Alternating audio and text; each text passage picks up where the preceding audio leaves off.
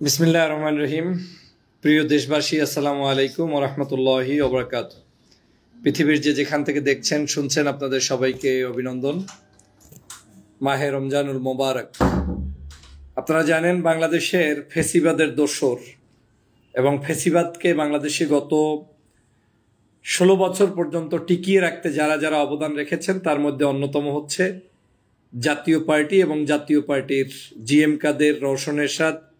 এক বাক্যে জাতীয় পার্টির নাম ধরে এই জাতীয় পার্টির এরশাদ পরিবারের যারা আছেন, এরা সবাই মিলে হচ্ছে একই জায়গার তৈরি, রোশনের গোড়া একই জায়গায়।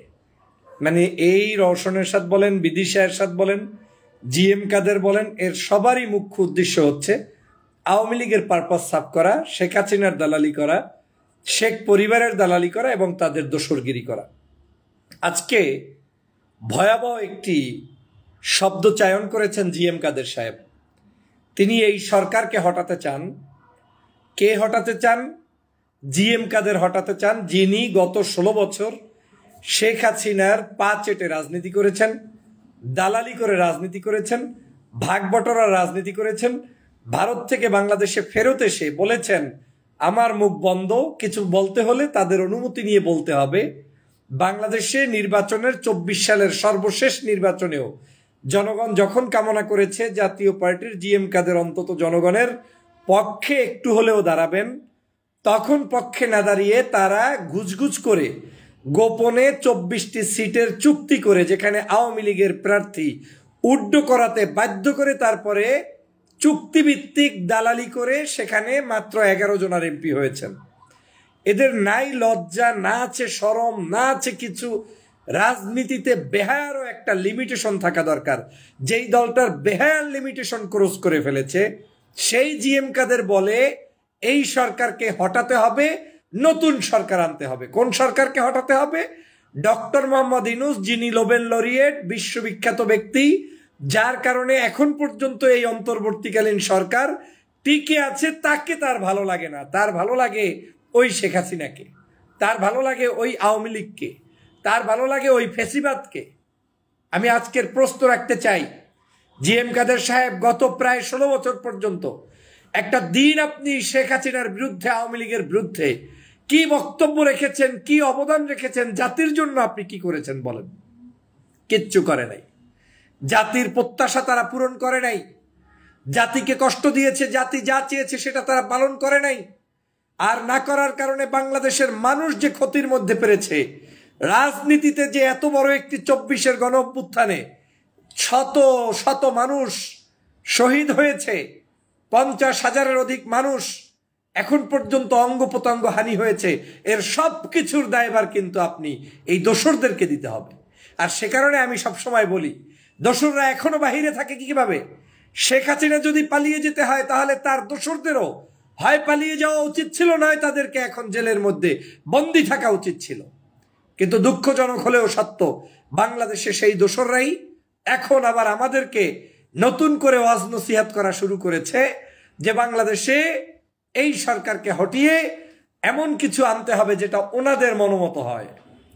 আমি সে কারণে এই গভীর রাতে আপনাদের কাছে আমার এই ক্ষোভ জানাতে এসেছি। আমরা কোনোভাবে এই ধরনের অপতৎপরতার রাজনীতি বাংলাদেশে চলতে দিতে পারি না। আমরা স্পষ্ট বাংলাদেশের গণমানুষের পক্ষের রাজনীতির পক্ষে অবস্থান নিতে চাই। যারা 24-এর গণ অভ্যুত্থানের এত বড় একটি গণহত্যাকে হওয়ার পরেও তাদের এই পরবর্তী যে সরকার আসছে সেই সরকারকে হটাতে চায়, তারা কি করে বাংলাদেশের রাজনীতিতে টিকে থাকতে চায় আমার বুঝে আসে না। প্রিয় বন্ধুরা আমার, এর পিছনে বহু ষড়যন্ত্র রয়েছে। এদেরকে কেউ না কেউ নামাচ্ছে। আওয়ামী লীগই মূলত তাদেরকে সামনে রেখে তারপরে পথে নামতে চায়।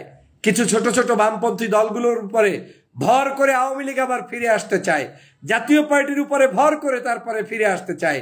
অতএব এদের ব্যাপারে সতর্কতা যেমন জারি রাখতে হবে, আমাদেরকে তাদেরকে যে কোনো মূল্যে আইনের আওতায় আনার জন্য আমাদের টকশো, আলোচনা, বক্তব্য, প্রতিবাদ অব্যাহত রাখতে হবে। তবে আমরা দেশকে শান্ত শৃঙ্খলা রাখতে আমরা এমন কোনো অপকর্ম, এমন কোনো কাজ করবেন না যেটাতে আওয়ামী লীগ সুযোগ পেয়ে চায়, সেটা করা যাবে না। তবে আমাদের এই প্রেশার, আমাদের এই কার্যক্রম, আমাদের এই আলোচনা অব্যাহত রাখতে হবে।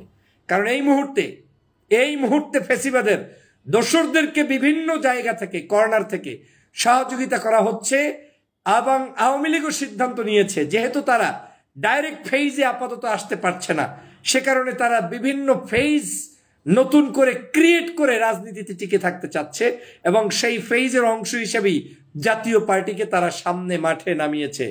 প্রিয় বন্ধুরা আমার, অতএব এ ব্যাপারে আমাদের সতর্কতা জারি থাকতে হবে। আমাদেরকেও তাদের এই ফ্যাসিবাদের ব্যাপারগুলো জনগণকে জানাতে হবে এবং জাতীয় ঐক্যমত গঠন করতে হবে। বাংলাদেশের বিএনপি, জামাত, চরমনাই, হেফাজত, অন্য অন্য ছোট বড় সব রাজনৈতিক দলের যে অন্তত আওয়ামী লীগ এবং তাদের ফ্যাসিবাদের দোসরদের সাথে আমাদের কোনো এগ্রিমেন্ট, আলোচনা, বক্তব্য থাকবে না। আমরা ঐক্যমত হব এই বিষয়ে যে যারা এই দেশকে ধ্বংস করেছে ওদের ব্যাপারে আমাদের নো কম্প্রোমাইজ, একেবারে জিরো টলারেন্স নীতি নিয়ে তারপরে আমাদেরকে পথ চলতে হবে। অতএব এই পথ আমাদেরকে অতিক্রম করার জন্য আপনাদের সকলে মিলে ঐক্যবদ্ধভাবে আপনারা সেই প্রচেষ্টা অব্যাহত রাখবেন। সবাই ভালো থাকবেন, সুস্থ থাকবেন। আল্লাহ হাফেজ।